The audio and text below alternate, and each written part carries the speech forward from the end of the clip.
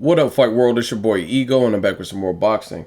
Now, it looks like Freddie Roach, trainer of Manny Pacquiao, has recently spoke to the media in the interview, and he had some interesting things to say, so I figured I'd share it with you, give you the Ego thoughts. So, this is what Freddie Roach said in the interview. They're talking about a possible fifth fight with Marquez, as we know, and here's his response. That's something I would like. I thought Marquez looked good in the Alvarado fight. He fought well. He looked a lot stronger than he did in his last fight, referring to Bradley. But I don't hear any negotiations going on about that fight. They're asking me about other opponents right now. They asked me who I'd want to fight next, and I said, well, I'd like to fight Danny Garcia. I think that'd be a great fight for Pacquiao, so they're throwing that at me. I don't know exactly what's going to happen, but I think his next fight will be in China, but opponent-wise, we haven't locked down anyone yet. So that's coming from Freddie Roach. If the Marquez 5 fight cannot happen, he prefers to fight with Danny Garcia. So I want to give you guys my thoughts on this. It's an okay match. Truthfully, I think Danny Garcia has more business at 140. I don't think he looked too great in his homecoming, Puerto Rico. I'm coming home. All that shit. He didn't look great in that fight against Mauricio Herrera. I would love to see a rematch with Danny Garcia and Mauricio Herrera. If he feels he beat him, then don't try to sweep him under the rug and act like it didn't happen. We all seen it. So if you're that superior, fight him again. Mauricio Herrera is fighting on the Canelo Lara undercard. So if he wins that fight, win a Danny Garcia sweepstakes again. Other than that, there's other fights at 140 for Danny Garcia. I would love to see a Ruslan Provodnikov Danny Garcia fight.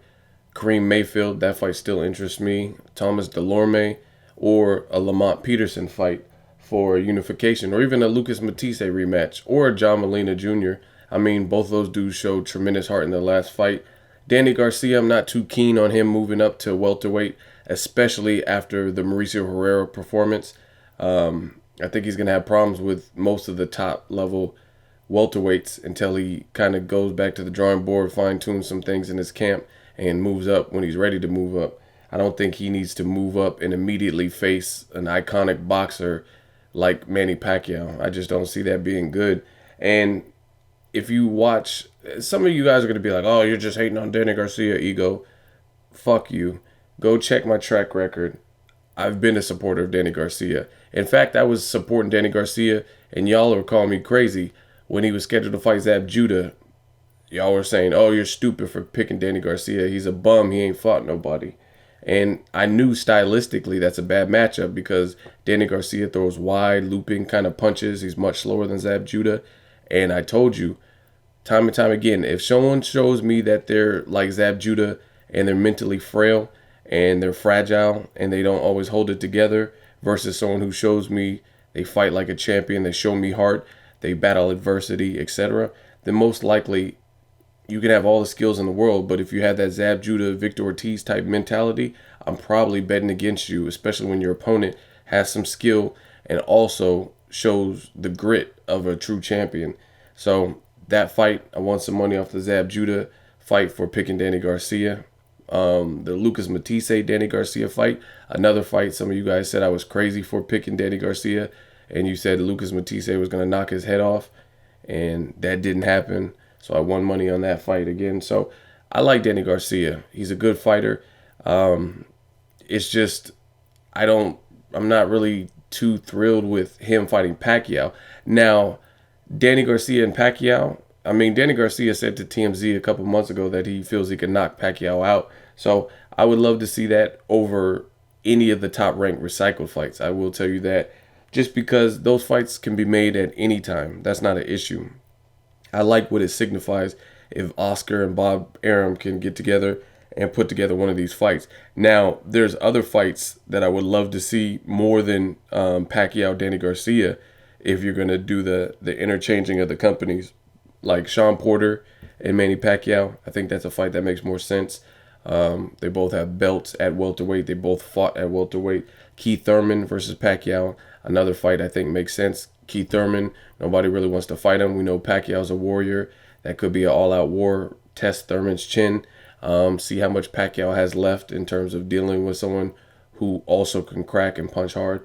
Mayweather, of course. Mayweather and Pacquiao, that goes without saying. But even Mayweather is a harder fight to make based on the history. But I still would rather see Keith Thurman or Sean Porter versus Pacquiao than Danny Garcia. It just doesn't make sense. And I don't think, I mean, it'd be good to see Pacquiao against a young, strong person like Danny Garcia, young, strong champion. But Pacquiao has a lot of fights where there was different type of weight stipulations, catch weights, fighters coming up in weight, Timothy Bradley, Brandon Rios, fighters coming down a weight class, Oscar De La Hoya, catch weights, Cotto, Margarito, etc. So I don't want to see yet another fighter come from 140 and have to move up to 147. It just doesn't make a huge statement. Now, Freddie Roach and Pacquiao mentioned going back down to 140. So if they want to go back down to 140 and fight at 140, then that's a fair and square deal. But for Danny Garcia to come up to 147 and in his first fight Manny Pacquiao. And just to summarize, another reason why I'm not too thrilled about Pacquiao and Danny Garcia potentially fighting is because I think Danny Garcia will get thrashed. Stylistically, that's problems. It spells trouble. You look at this fight with Mauricio Herrera. What did Mauricio Herrera do? He outboxed him. And what is Pacquiao capable of doing? Outboxing people. He's been doing that a lot more lately. He's been boxing a lot more. Plus, he hits probably 10 times harder than Mauricio Herrera. Plus, it gives you speed, and it's at a higher weight class. In addition, you look at the Amir Khan Danny Garcia fight, and although Danny Garcia pulled it off in the third and fourth round, he was bothered with Amir Khan's speed, and arguably, I mean, I never been punched by Amir Khan and also Pacquiao, but it looks like Pacquiao hits harder, and it's at a higher weight class. So you're troubled by Amir Khan's speed. Mauricio Herrera jabbed your lights out.